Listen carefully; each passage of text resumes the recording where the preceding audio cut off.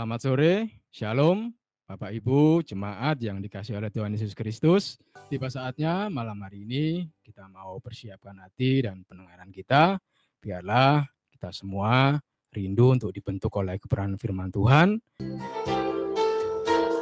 Sejauh timur dari barat, Engkau membuang dosaku.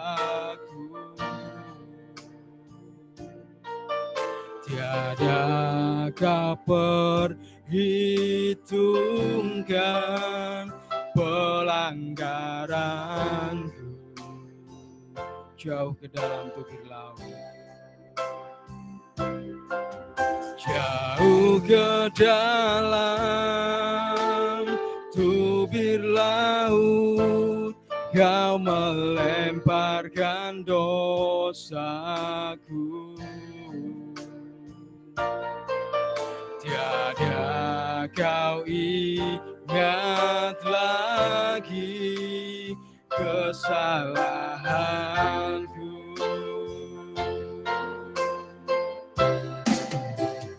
Betapa besar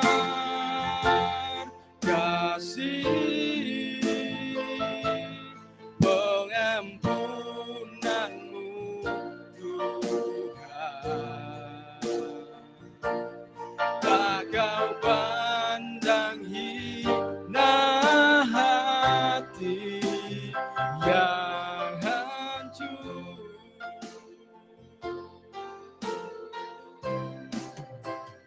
Ku berterima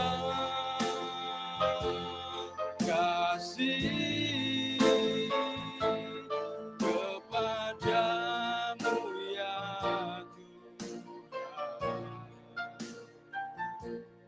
Tuhan. Pengampunan yang kau beri, pulihkanku dengan iman. Betapa besar pengampunanmu Tuhan, betapa besar kasih pengampunanmu Tuhan. Tak kau pandang hina hati yang hancur.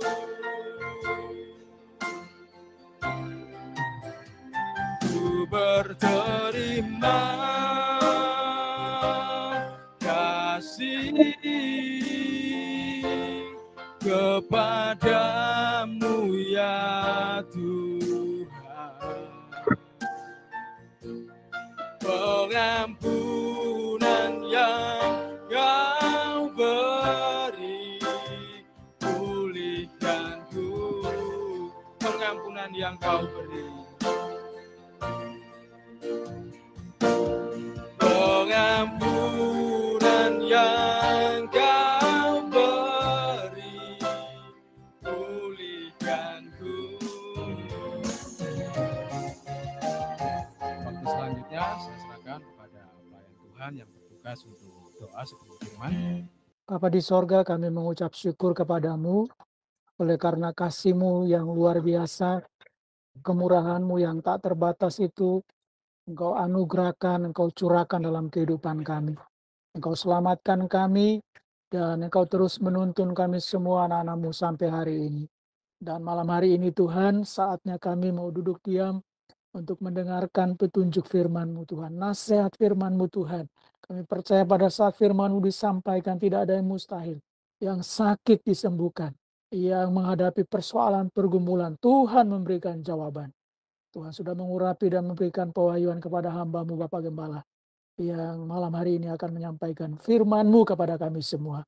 Untuk itu kami siapkan hati kami, seluruh hidup kami, untuk menerima berkat firman-Mu di dalam nama Tuhan Yesus Kristus. Haleluya. Amin. Amin. Terima kasih doanya, Evangelis Roni. Selamat malam keluargaku semua, Shalom. Puji Tuhan, kita jumpa lagi malam ini di dalam berkat anugerah Tuhan.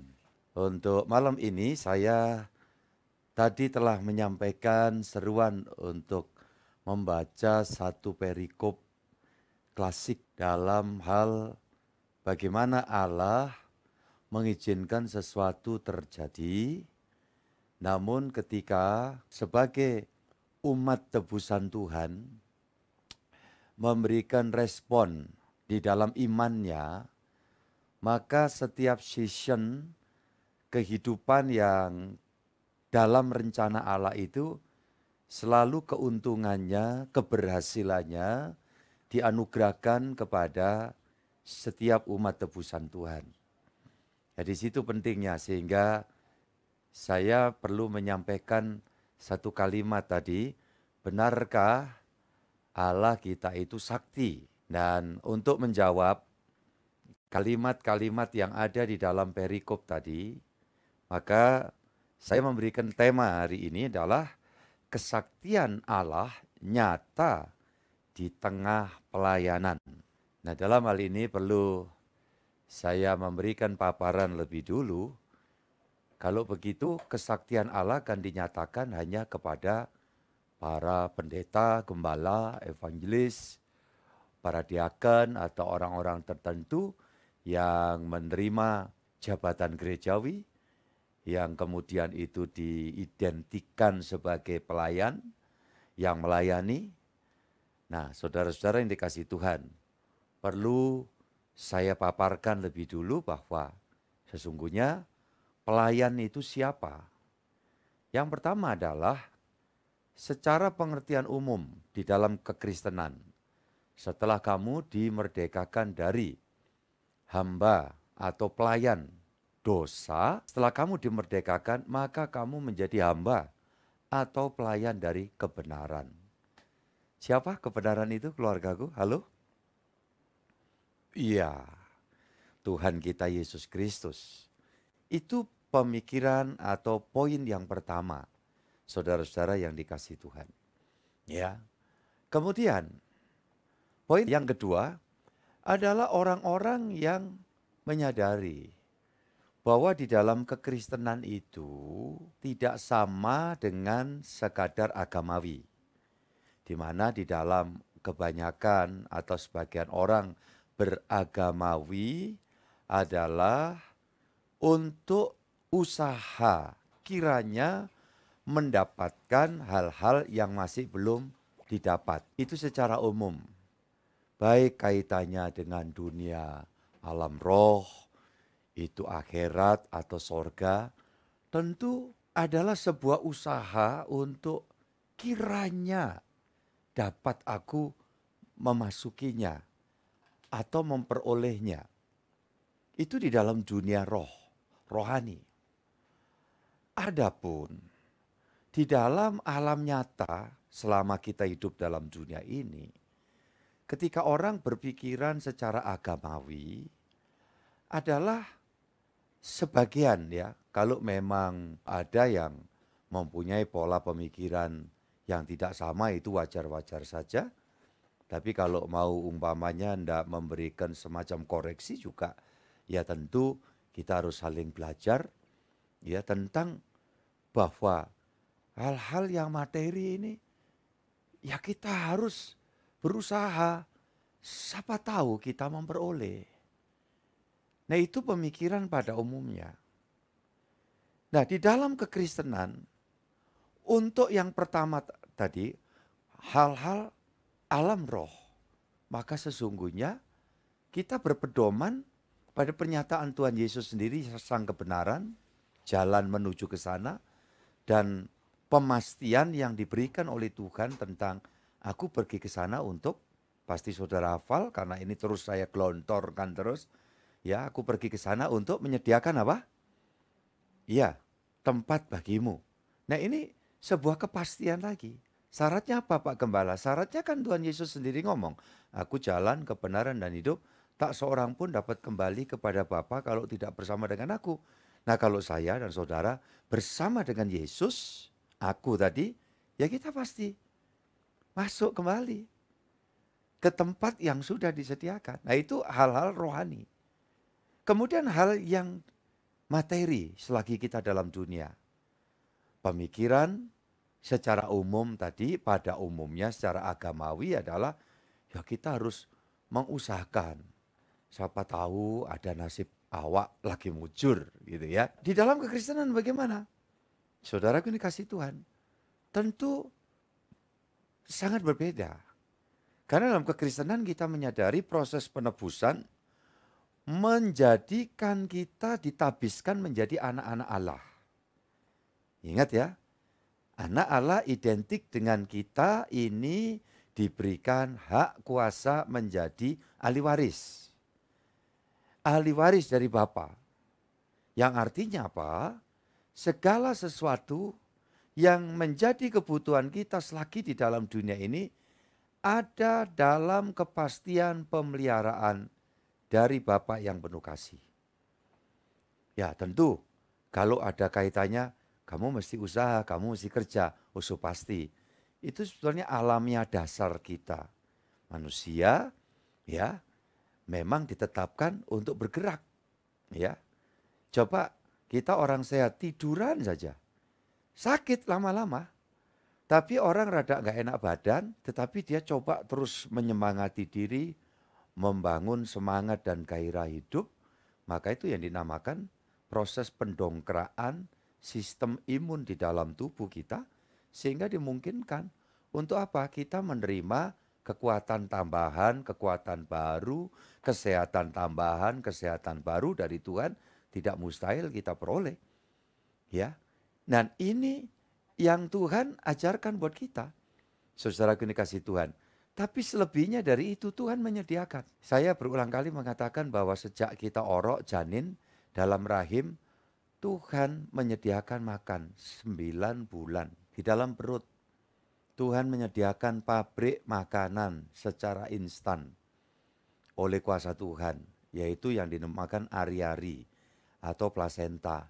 Itu adalah sumber suplai makanan buat janin. Saudara dikasih Tuhan sampai janin bayi dilahirkan. Coba, Allah kita itu luar biasa. Kalau keluar biasaan yang sulit dinalar itulah sebuah keadaan supranatural, ajaib. Apa semua ini identik dengan Allah itu sakti. Ya, melampaui dari sekadar kesaktian ya yang dapat digambarkan oleh manusia. Jadi biangnya kesaktian, hebat, ajaib, dahsyat. Nah maka dalam hal ini kaitan dengan semua yang dibutuhkan selagi kita hidup, penyediaan itu ada. Maka kita kenal istilah Yahweh Jireh, ya, bahwa Allah selalu berkenan menyediakan. Nah saudara-saudaraku, untuk kaitan makan minum, ya secara alami, begitu tali pusar sudah dipotong, yang terjadi ya bayi itu dengan nalurinya dia mendapatkan air susu ibu. Nah saudara-saudara, itulah pemeliharaan Tuhan sampai dalam keberlanjutan kehidupan kita. Siapa itu yang membuat? Tuhan. Tuhan yang sakti, yang ajaib. Puji Tuhan. Nah, jadi inilah kaitan di dalam iman Kristen. Sangat berbeda dalam pemikiran-pemikiran pada umumnya. Ya, sah-sah saja. Ya, tidak ada yang perlu harus tersinggung ketika mendengar statement saya. Karena apa? Tiap-tiap orang juga meyakini dengan dasar kepercayaannya, saya percaya begini, ya monggo, iya kan? Nah saudara-saudara ini dikasih Tuhan, sorga sebuah kepastian. Ya, pemeliharaan hidup di dalam dunia, di dalam iman kepada Yesus, sebuah kepastian. Bahwa dia penyedia semua yang kita butuhkan. Ya, itu sebabnya saya katakan bahwa sungguh beruntung orang yang benar-benar menjadi milik Tuhan kita Yesus Kristus. Menjadi umat gembalaannya. Itu Alkitabiah itu ya. Umat domba-domba penggembalaannya. Jadi kalau dia menggembalakan, dia memikirkan semua yang kita perlukan. Ya, jadi saudara-saudara ini kasih Tuhan. Nah, ketika kita, ini bagian yang kedua tadi ya, sadar bahwa kehidupan kita itu pasti terpelihara, tersedia semua yang kita butuhkan masa kini dan yang akan datang, saudara-saudara yang dikasih Tuhan. Maka yang ketiga, tindakan iman Kristen sebagai pelayan Tuhan adalah apa? Memberikan pengucapan syukur kepada Dia. Kita tidak kemudian terus memikirkan hak kita. Karena di dalam kekristenan Tuhan memberikan satu prinsip, hendaklah yang mau mengikut aku harus menyangkal diri dan memikul salib. Maka ketika orang Kristen sibuk dengan urusan kepentingan diri tidak selesai-selesai, maka sesungguhnya dia tidak ada di dalam kapasitas sebagai seorang pelayan. Pelayan Tuhan adalah pribadi yang sadar betul bahwa Tuhan sudah memikirkan semua yang kita perlukan. Ya, maka ketika kita di dalam kekristenan melangkah adalah dengan penuh ucapan syukur. Semakin kita ya tidak banyak ngatur Tuhan. Harus beginilah, harus begitulah, ya. Saudara-saudara yang dikasih Tuhan, pasti Tuhan akan semakin menyatakan kesaktiannya. Ada satu ayat nats yang perlu kita baca di awal, Markus pasal 16 ayat 20, silakan dibuka. Mereka pun pergilah memberitakan Injil ke segala penjuru, dan Tuhan turut bekerja dan meneguhkan firman itu dengan tanda-tanda yang menyertainya. Puji Tuhan. Kita baca bareng bersama-sama ya, saudara. 2, 3. Mereka pun pergilah memberitakan Injil ke segala penjuru. Dan Tuhan turut bekerja dan meneguhkan firman itu dengan tanda-tanda yang menyertainya. Puji Tuhan. Tanda-tanda ini dapat dimaknai hal-hal spektakuler, hal-hal yang ajaib, hal-hal yang di luar kemampuan nalar kita mencerna. Kepada siapa kegaiban ini terus dinyatakan?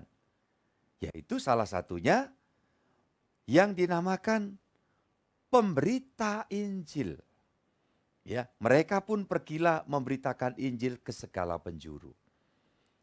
Apa mereka ini ya semata-mata dipaksa? Ya, tidak. Mereka memberitakan Injil, masih ingat khotbah saya beberapa hari lalu? Injil itu adalah kekuatan Allah yang menyelamatkan siapa, saudaraku? Manusia.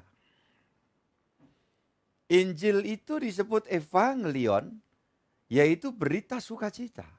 Kenapa orang-orang ini pergi memberitakan Injil? Memberitakan kekuatan Allah yang menyelamatkan manusia. Karena tiap mereka, kita semua sudah mengalami kekuatan Allah yang menyelamatkan kita. Sehingga dengan keselamatan itu Tuhan memberikan jaminan pasti sorga besok sudah disediakan. Pemeliharaan kebutuhan hidup masa sekarang Tuhan menyediakan.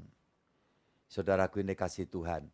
Kemudian pembelaan di dalam menyatakan keajaiban, kesaktian Allah itu pun tersedia bagi siapa yang mewartakan bahwa Injil itu kuasa Allah yang menyelamatkan manusia. Prosesnya gimana? Maka Allah menjelma dalam wujud Yesus Kristus, mati turun ke alam maut untuk mematahkan iblis yang memegang semua daftar keturunan Adam yang berdosa. Di alam maut itu sudah ada daftarnya. Semua orang berdosa, saya dan saudara keturunan Adam, ketika copot nyawa langsung disedot aja ke bawah ke alam maut. Karena iblis tahu bahwa manusia berdosa, hidupnya di bawah murka Allah. Ya, sudah dimurkai. Maka itu diambil kesempatan untuk semua arwah ditarik ke sana. Nah, ingat Tuhan Yesus dalam peristiwa Paskah Perjanjian Baru turun ke alam maut. Selalu saya masih mengingatkan di dalam Ibrani pasal 2 ayat 14 itu. Untuk apa? Yesus mematahkan iblis yang berkuasa atas maut. Kalau tidak ada Yesus melakukan itu, saya dan saudara, tidak ada harapan apa-apa. Omong kosong. Kita beriman. Ya. Tapi ternyata Yesus yang masuk maut tidak keluar lagi dan membuktikan, aku sudah menang atas kuasa maut. Aku sudah bangkit dan hidup untuk selama-lamanya. Disaksikan oleh banyak orang. Ya, saudara-saudara yang dikasihi Tuhan. Nah, sehingga para rasul, para murid, anak-anaknya rasul, cucu cicitnya ya, para rasul, para murid, terus dengan syukur, mengekspresikan syukur, melayani Allah dengan apa? Mewartakan itu, membanggakan bahwa Allah yang diberitakan di Alkitab adalah Allah yang bertujuan utama menyelamatkan manusia. Yang ada di dalam berita Injil. Dalam iman Kristen tidak ada konsep Tuhan Yesus atau Yesus Kristus pembawa Injil. Itu tidak ada konsep itu. Itu konsep dari saudara-saudara kita berkepercayaan lain. Monggo. Tapi dalam iman Kristen gereja apapun yang tentu menyelidiki kitab suci tidak pernah berpikir sedikit pun bahwa Yesus Kristus itu pembawa Injil. Tapi sebaliknya Injil itu ditulis untuk berbagai peristiwa sebelum Yesus firman inkarnasi menjadi Yesus. Jadi siapa yang nulis? Nabi-nabi zaman perjanjian lama. Berapa lama kurun waktu ke belakang? Ribuan tahun. Menubuatkan nanti bakal datang Mesias yang disebut orang Immanuel. Ya, itu jauh sebelum peristiwa Natal. Begitu masuk dalam peristiwa Natal, saksi mata, gembala-gembala, orang-orang Majus, ya kan? Kemudian berbagai lapisan masyarakat pada zaman itu, mereka menjadi saksi mata untuk semua peristiwa. Baik dari proses Natalnya Sang Kristus itu, kemudian proses perjalanannya, iya kan? Bahkan saudara-saudara yang dikasihi Tuhan, ketika ya Sang Kristus Yesus masih nampak ya di dalam tampilan sebagai bayi, iya, dibawa oleh ibunya Maria dan Yusuf ke bait Allah untuk disunatkan. Semua orang terbelalak di situ. Di bait Allah ada Simeon, ada ya Nabiah Hana, menyaksikan semua itu. Tentu tidak sendiri mereka di bait Allah. Banyak orang berkerumun.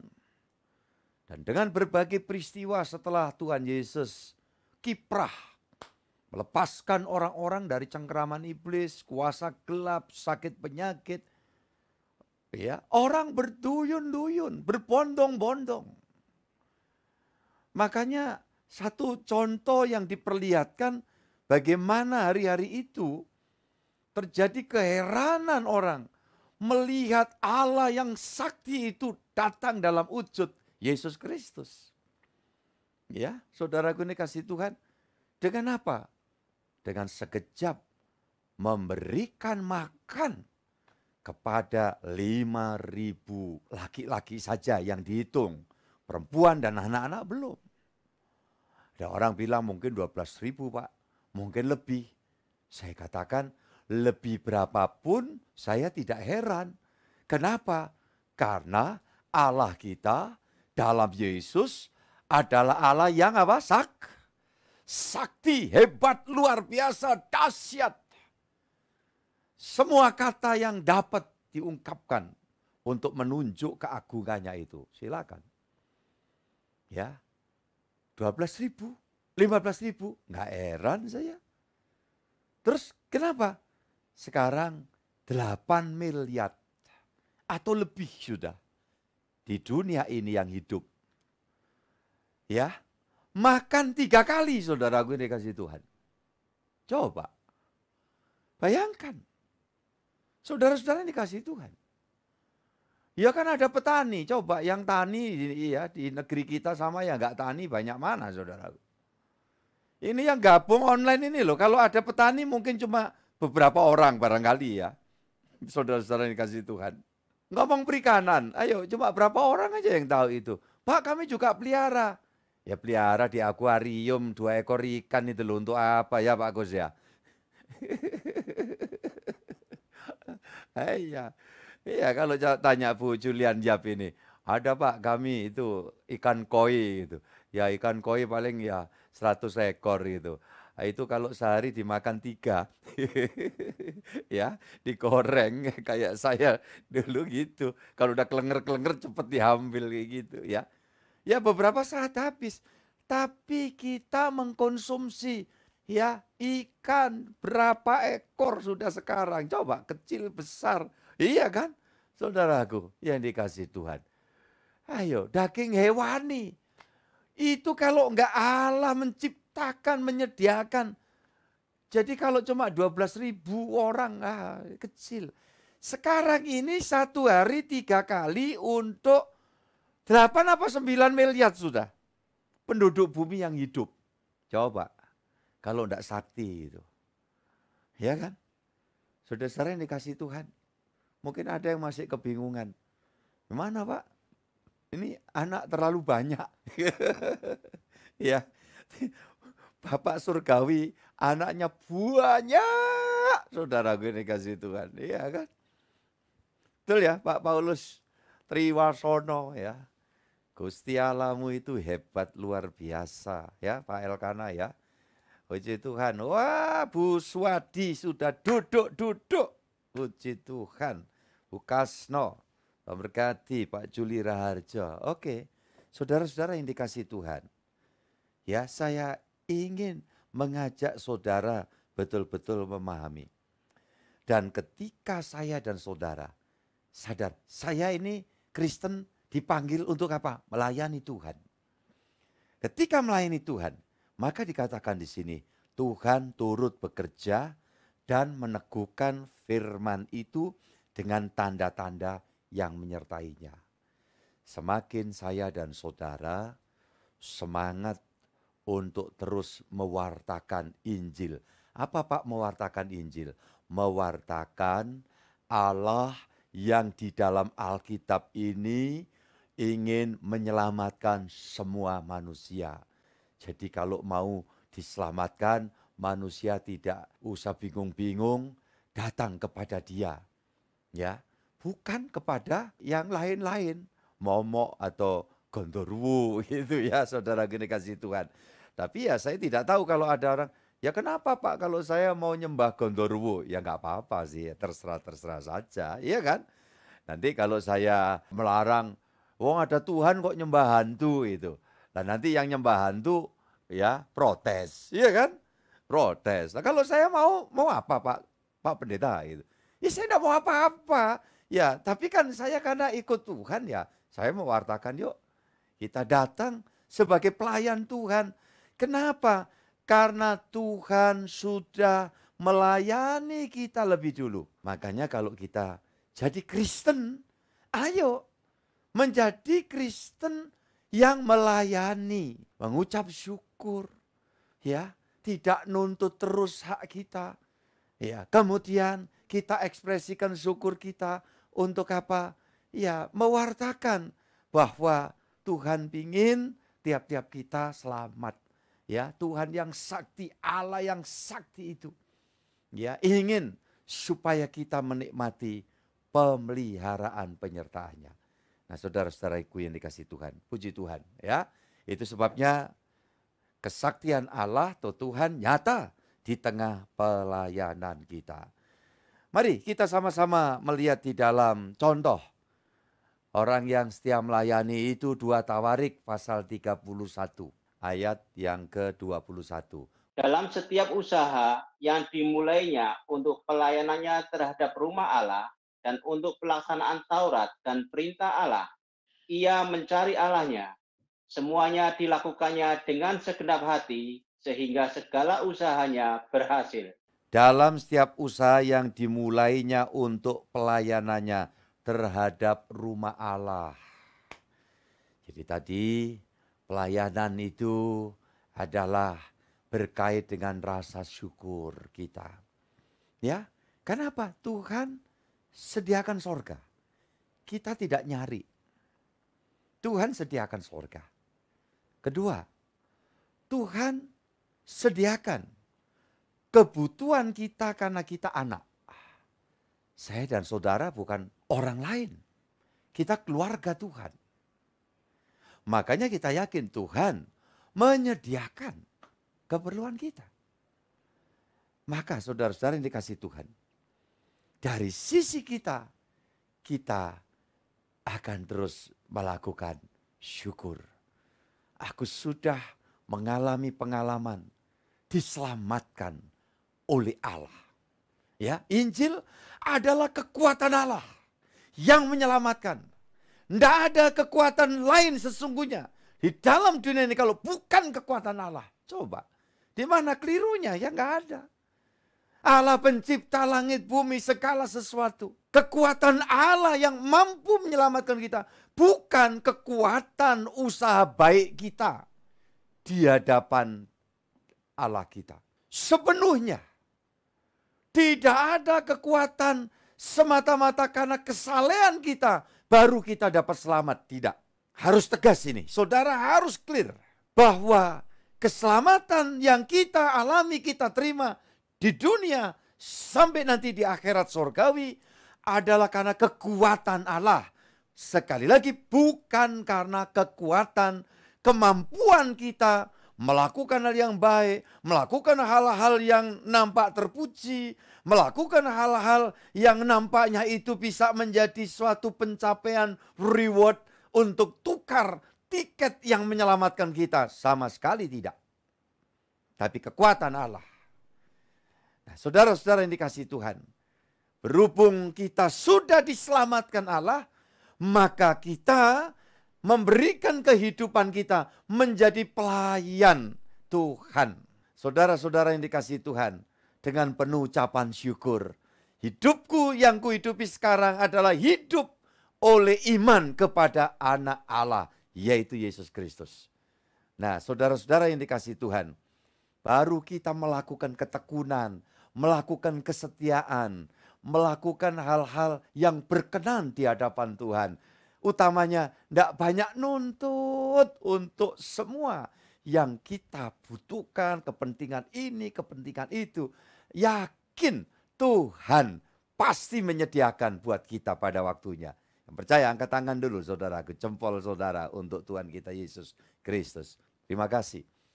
Jadi saudara, ini yang Tuhan katakan. Baru setelah kita lakukan semua apa saja. Dalam setiap usaha yang dimulainya untuk pelayanan terhadap rumah Allah. Dan untuk pelaksanaan Taurat atau firman Tuhan. Dan perintah Allah. Ia mencari Allahnya. Semua dilakukan dengan segenap hati. Sehingga segala usahanya berhasil. Nah, ini lagi poin penting. Kalau kita sekarang semangat, bergairah, kita sungguh-sungguh menjadikan hidup kita ini pelayan Tuhan. Maka Tuhan janjikan apa? Saudaraku, segala usahamu berhasil. Jadi kalau kita itu sudah mempeng, metenteng gitu ya, untuk Tuhan, itu enggak ada kaitannya sebetulnya untuk, oh itu menguntungkan Tuhan. Sama sekali enggak. Menguntungkan diri saya dan saudara. Jadi ini Tuhan yang kita sembah. Adalah Tuhan yang tidak menuntut apa-apa. Jadi kalau dia memberikan support, dorongan kepada kita, saudara yang dikasihi Tuhan, untuk melakukan hal yang sifatnya pelayanan kita kepada Tuhan, nanti yang Tuhan sediakan janjinya apa? Kamu akan dibuat berhasil. Setiap langkah hidupmu. Apa hidup yang berhasil itu? Hidup yang tidak sia-sia. Hidup yang berarti. Hidup yang memuliakan Tuhan dan dapat menikmati makna dari hidup itu sendiri. Buktinya apa? Ada rasa puas dengan keberadaan kita masing-masing dalam Tuhan. Ya, saudara-saudara, tidak salah waktu sakit, tolong Pak doakan saya sembuh umpamanya. Oh, tidak salah, itu betul sekali. Tetapi terus dengan penuh syukur, ya, dengan keyakinan, ya, aku udah banyak sehatnya. Kalau sesaat ini masih Tuhan izinkan sakit, aku tidak akan menyalahkan siapa-siapa. Lebih-lebih tidak menyalahkan Tuhan. Ya, saudaraku dikasih Tuhan. Ketika kita di dalam pekerjaan lagi mengalami sesuatu yang tidak persis sama seperti yang kita harapkan, boleh saudara katakan, Pak Gembala doakan kami, usaha kami dibuka jalan lebih lebar lagi rezekinya dari Tuhan. Itu bagus. Tidak salah saudaraku ini kasih Tuhan. Tetapi saudara-saudara, tidak kemudian kenapa ya kami ngalami begini, menyalahkan sini sana. Ya beda. Kalau saudara kompromi dengan ya orang pinter, minta bantuan, petunjuk. Kenapa kok saya sakit? Kenapa kok usaha saya rada seret? Kenapa ini ekonomi kok rada ya ada kesulitan? Lantas orang pinter ngomong, kamu dibuat orang. Ini ada orang yang sirik ke kamu. Nah, ujung-ujungnya apa? Kebenarannya belum tentu. Ya kan? Tapi yang ada sudah mulai kita underestimate. Apalagi kalau si orang pinter tukang ramal ini mulai ngomong. Oh yang melakukan itu orangnya kulitnya rada sawo mateng. Matengnya juga kematangan, rambutnya juga kecepaan gitu ya. Ya, tinggalnya sana loh di kota. Ya, langsung saudara berpikir, iya.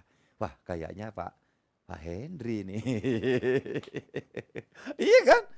Coba kalau hidup itu seperti itu kan tidak enak. Kadang-kadang ada loh pendeta-pendeta yang gitu main. Begitu jemaat sedang minta topangan doa. Kenapa sih Pak Gembala? Oh kamu diganggu setan ini, diganggu setan hijau, diganggu setan kuning. Ya, oh kamu diganggu setan gundul. Ya, kamu diganggu ini. Ya saudara-saudara yang dikasih Tuhan Yesus Kristus. Boleh cipratin minyak, ya boleh-boleh saja. Tetapi saudaraku ini kasih Tuhan. Ketika kita mulai berpikir, wah di rumahmu ada ini, ada itu.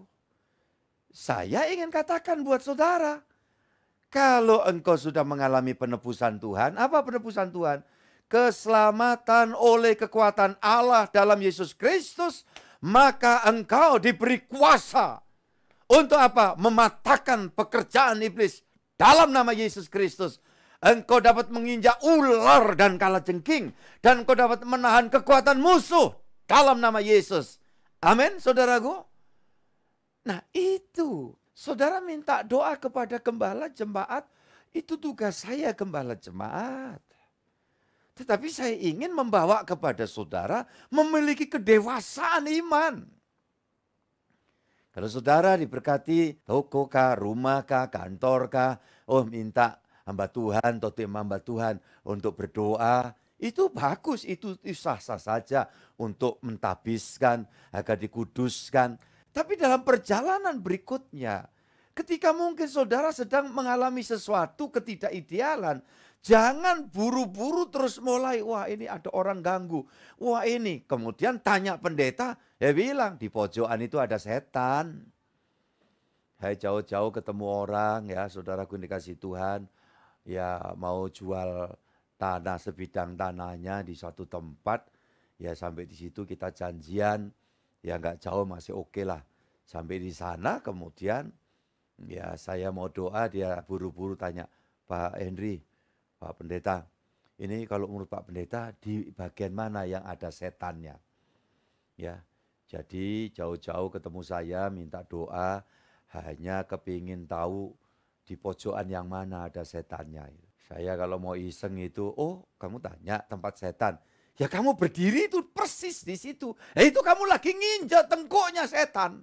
Ini kadang-kadang bentuk praktek-praktek begini nih, ya masih terus berlanjut itu. Ada di antara kawan-kawan sejawat saya yang, ya moga-moga yang join ini dengar, saya tidak bermaksud untuk menyalahkan, saling menyalahkan, enggak. Tetapi saudaraku yang dikasihi Tuhan, kita ingin menanamkan cara berpikir jemaat yang sungguh-sungguh dewasa dalam iman. Kita adalah pelayan-pelayan Tuhan. Yang apa dikatakan di sana? Kalau kita betul-betul menjadi bagian dari pelayan, menjadi bagian dari pembangunan rumah Tuhan. Seperti ayat ini. Ayo kita baca 1 Petrus 2 ayat 5. Silakan. Dan biarlah kamu juga dipergunakan sebagai batu hidup untuk pembangunan suatu rumah rohani bagi suatu imamat kudus untuk mempersembahkan persembahan rohani yang karena Yesus Kristus berkenan kepada Allah. Jadi saudara-saudara yang dikasihi Tuhan, Tuhan bilang, engkau semua ini biarlah menjadi bagian dari pembangunan rumah yang rohani. Iya saudaraku yang dikasihi Tuhan. Biarlah kamu juga dipergunakan sebagai batu hidup untuk pembangunan suatu rumah rohani. Apa ini? Gereja. Jadi rumah rohani itu gereja. Gereja itu bukan bangunan gedung yang kayak lagi kita bangun ini di Gresik. Bukan.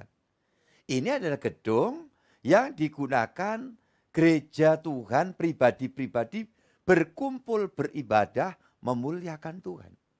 Iya. Bagi suatu imamat kudus. Ya. Kita semua ini diangkat Tuhan menjadi imamat. Apa? Imam-imam.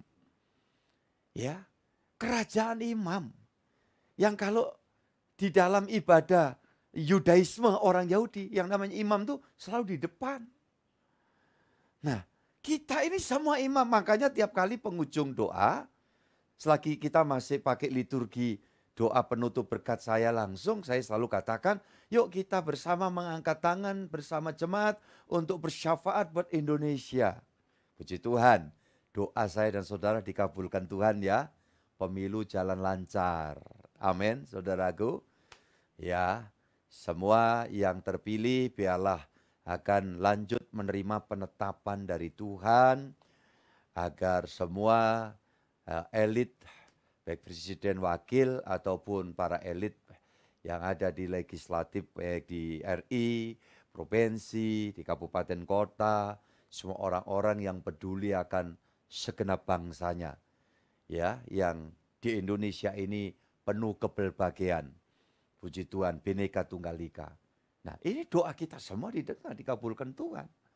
Saudara-saudara yang dikasih Tuhan, terus terang saja, kalau kita mau pakai perasaan saat-saat persiapan pemilu itu, waduh, ini benar-benar pekerjaan setan itu harus dihancurkan supaya tetap kondusif. Puji Tuhan.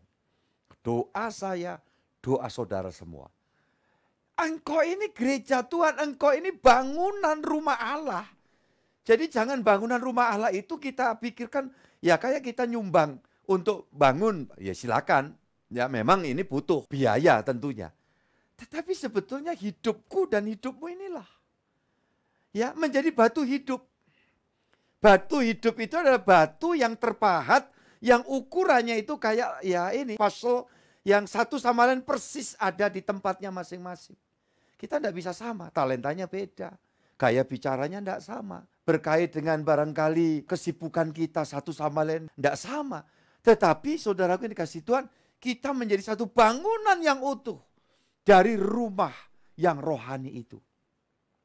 Makanya bangunan gereja sekuat apa saja, satu hari juga kalau gempa besar ya bisa aja roboh ya.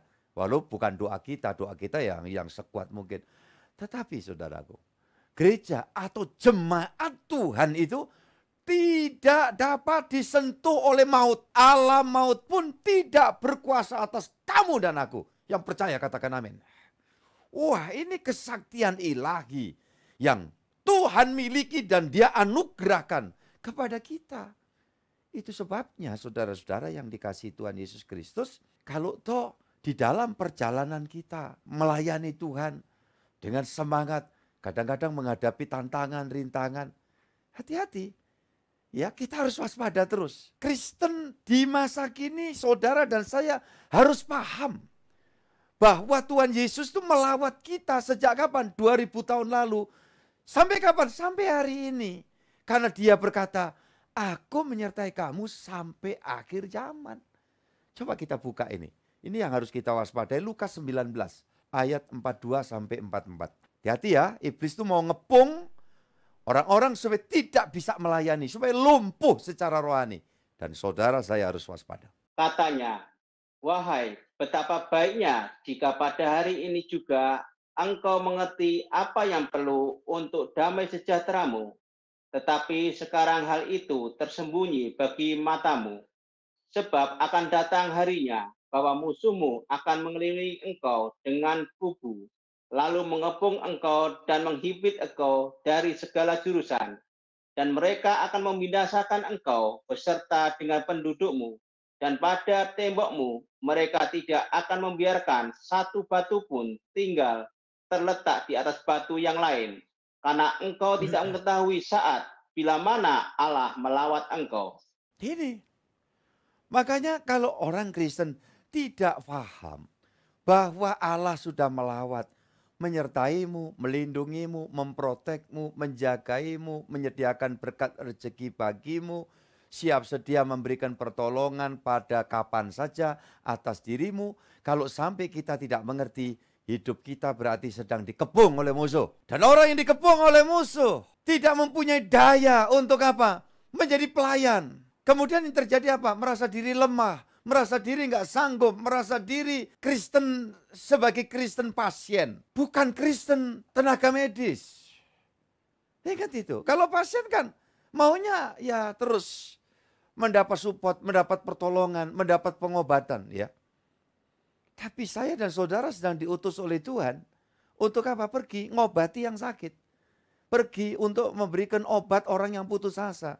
Pergi untuk memberikan pertolongan dengan apa yang bisa kita lakukan. Mungkin dengan kata-kata yang positif, dengan doa, syukur kalau kita diberi kemampuan, dengan rezeki kita bagi yang dari Tuhan. Saudaraku ini kasih Tuhan kita berdiakonia. Oh bagus, itu sudah saya terapkan di dalam gereja ini. Supaya saudara yang menabur persembahan itu ada di tanah yang baik. Saudara-saudaraku ini kasih Tuhan. Sehingga gereja kita ini dinamis. Ya, kita mengerjakan hal yang Tuhan perintahkan. Nah, ini kenapa saya lakukan ini? Supaya kalau saya sebagai hamba Tuhan, kemarin dulu ada tema khotbah yang saya sampaikan, sebagai hamba Tuhan itu menjadi teladan hidup. Saudaraku ini kasih Tuhan, tentu ada kekurangannya. Tentu masih ada kealpaannya saya sebagai seorang manusia. Tetapi saya sadar, seorang hamba Tuhan, saya tidak hanya sekedar mengajarkan tanpa saya harus berpraktek. Satu contoh kalau kaitannya, saya mendidik anak-anak Tuhan, ayo berbagilah. Rezeki yang kau terima dari Tuhan ketika engkau bagikan itu untuk Tuhan, untuk sesama. Tuhan menjanjikan apa yang kau kerjakan tidak akan kekurangan dan Tuhan sanggup memberikan keberhasilan. Maka saya tidak bisa ngajar saja, tapi saya buktikan. Ada hal-hal yang orang lihatnya jadi unik. Sikap yang saya ambil. Berapa kali saya sudah katakan kepada saudara. Yang semestinya saya layak untuk menerima itu saya bilang, saya tidak mau memanfaatkan kelayaan. Kenapa? Saya ingin tahu bahwa Allah yang kita sembah dalam Yesus adalah pemelihara yang baik. Dia sakti, lebih sakti dari kesaktian mandraguna manusia. Dia hebat, dia pencipta segala sesuatu. Saudaraku ini kasih itu, dan itu saya buktikan. Ketika mungkin sebagai seorang hamba Tuhan yang mengajarkan tentang persembahkan perpuluh dari setiap rezeki yang daripadamu. Saya ingin ibaratnya mempertaruhkan apa yang menjadi iman yang sedang saya ajarkan. Ketika saya menerima suatu berkat, ya saya bilang kepada keluarga, jangan ambil sedikit pun. Setujukah ketika ini kita persembahkan untuk Tuhan, untuk pekerjaan Tuhan. Dan saya bersyukur, saya bangga. Pada sisi keluarga saya berkata, terserah yang Papa pandang baik lakukan. Nah saudara-saudara yang dikasih Tuhan, hal seperti ini saya ingin mendidik diriku sendiri. Untuk apa? Menyadari bahwa sebagai seorang hamba Tuhan tidak cuma sekedar mengajar. Maka saya harus belajar menindakkan itu.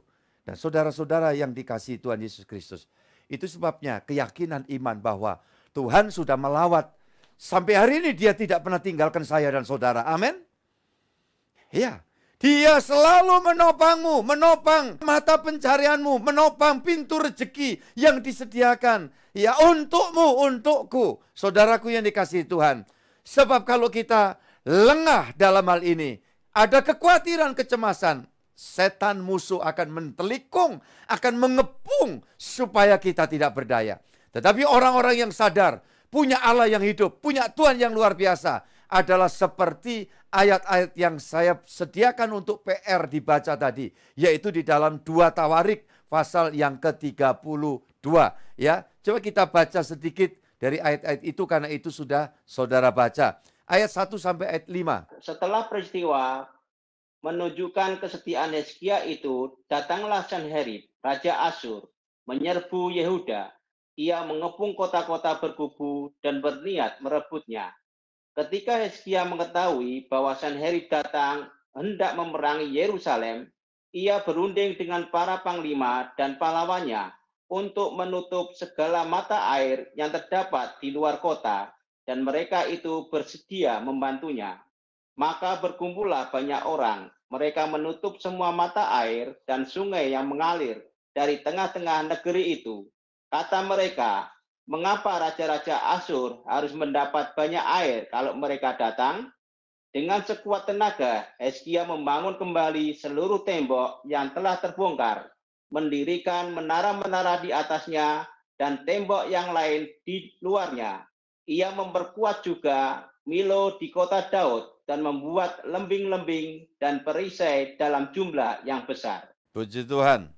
Jadi saudara yang dikasihi Tuhan, saya memberikan PR untuk kita belajar menangkap sinyalemen dari pembacaan Alkitab secara harfiah. Dan saudara bisa renungkan, kemudian saudara tarik dalam pengertian. Umpamanya ayat yang kelima bagian awal. Dengan sekuat tenaga Hizkia membangun kembali seluruh tembok yang telah terbongkar. Nah ini saudara coba memaknai secara rohani. Bagaimana tembok hidup kita? Mungkin ada celah-celah, lubang-lubang dari kelemahan-kelemahan kita yang Tuhan serukan malam ini, tutup anakku, jangan biarkan lubang ini semakin mengangah.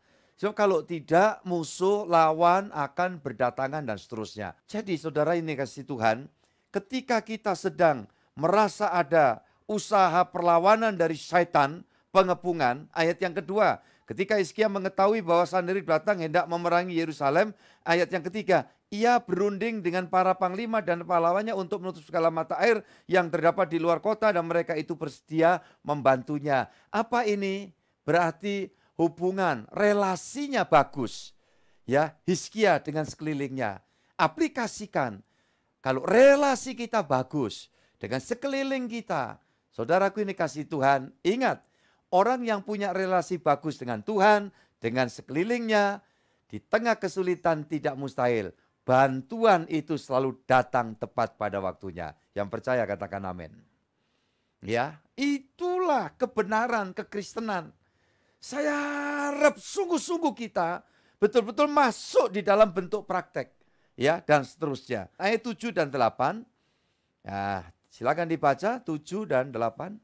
Kuatkanlah dan teguhkanlah hatimu. Janganlah takut dan terkejut terhadap Raja Asyur serta seluruh laskar yang menyertainya. Karena yang menyertai kita lebih banyak daripada yang menyertai dia. Yang menyertai dia adalah tangan manusia. Tetapi yang menyertai kita adalah Tuhan Allah kita yang membantu kita dan melakukan peperangan kita. Oleh kata-kata Hizkia, Raja Yehuda itu, rakyat mendapat kepercayaannya kembali. Puji Tuhan, amin. Ini aplikasinya kalau saudara dan saya ingat bahwa peristiwa Natal 2000 tahun lalu, Tuhan menyertai terus sampai hari ini, itu sungguh-sungguh ya dan amin. Karena Tuhan mengatakan, aku tidak akan pernah meninggalkan kamu yatim piatu. Hari-hari ini apa yang sedang saudara gumulkan dalam kehidupan, yakin dan percayakanlah seluruh keberadaanmu dalam tangannya dia. Niscaya apa yang menjadi prinsip-prinsip dalam ayat-ayat ini dapat kita rasakan. Allah itu menyatakan kesaktiannya ketika kita menjadi pelayan-pelayan Tuhan yang setia. Seperti dicontohkan di dalam Alkitab ini. Saya akan memberikan petunjuk untuk PR saudara membaca ayat 20 dan 23. Setelah ibadah ini atau besok boleh dijadikan pekerjaan rumah untuk baca, renungkan, dan tarik kesimpulannya. Ya, kuasa Allah, kesaktian Allah masih berlaku bukan hanya pada zaman Raja Hizkia ini saja, tapi sampai hari ini buat zaman saya dan zaman saudara. Tuhan kita hebat, Dia luar biasa, Dia ajaib. Amin. Tuhan berkati. Mari kita tunduk kepala dan bersyukur. Tuhan, terima kasih. Kami bersyukur punya Tuhan Allah yang sakti, mandraguna, hebat, dahsyat. Apabila kalimat kata ini mungkin kurang tepat sekalipun, tetapi tidak ada maksud lain. Kecuali kami hamba-Mu mengatakan di antara segenap sidang jemaat-Mu, bahwa Engkau Allah ajaib, dahsyat, luar biasa. Tiada tara, tiada tanding, tiada yang lain. Engkau Allah yang berkekuatan menyelamatkan manusia melalui kasih kuasa-Mu di dalam Tuhan Yesus Kristus. Terima kasih Tuhan. Terima kasih. Kami yakin dan percaya musuh tidak akan mempunyai kesempatan untuk mengepung dan melumpuhkan kami agar kami tidak lanjut melayani. Apabila kami sadar Engkau Sang Immanuel tidak pernah jauh, tidak pernah meninggalkan kami. Terima kasih Tuhan. Kami bersyukur dan bangga. Karena sampai hari ini kami bersama-sama dapat menjadi pelayan-pelayan Tuhan. Pelayan-pelayan ilahi yang Tuhan percayakan buat kami. Untuk terus juga mewartakan kekuatan Allah yang ajaib. Yang mampu menyelamatkan setiap manusia yang percaya sungguh-sungguh. Terima kasih untuk malam ini. Tuhan, Engkau pasti campur tangan atas setiap keluarga besar kami dimanapun berada. Yang pada hari ini join dalam ibadah ini. Berkat kuasa-Mu menaungi. Berkat kuasa-Mu, kehebatan-Mu, kesaktian-Mu. Memberikan jalan keluar. Menyembuhkan yang sakit dalam nama Yesus. Dan segala pekerjaan kegelapan kami tolak. Dalam nama Yesus, Tuhan berkenan menghalus semua kegelapan. Dari antara setiap kami gereja-Mu. Dimanapun kami berada. Terima kasih Tuhan, terpujilah Engkau sekarang sampai selamanya. Dan sehati sekali lagi kami mengangkat tangan kami. Memberkati Indonesia di dalam anugerah Tuhan. Semua proses yang sedang berjalan berkait dengan pesta demokrasi ini Tuhan. Hingga penetapan pada tanggal 20 Maret yang akan datang. Kami yakin percaya Tuhan yang memberkati Indonesia penuh damai sejahtera. Dan kami semua terus menjadi pelayan-pelayan Tuhan yang memuliakan Dikau. Terima kasih Allahku, terpujilah Dikau sekarang sampai kekal selamanya. Kasih Kristus Yesus melingkupi kami dari hari ini sampai Maranatha, sampai Tuhan Yesus datang yang kedua kali. Menjemput dan mengantar kami pulang ke Firdaus Sorgawi. Atas nama Bapa, Putra, dan Roh Kudus Allah yang Esa, yang kami kenal sembah dalam Tuhan Yesus Kristus. Bapa, terima kasih.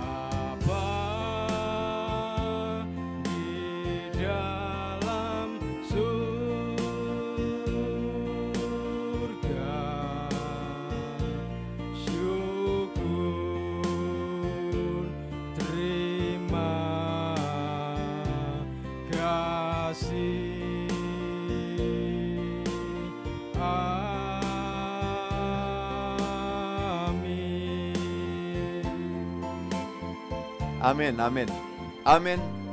Tuhan memberkati keluargaku semua dimanapun berada.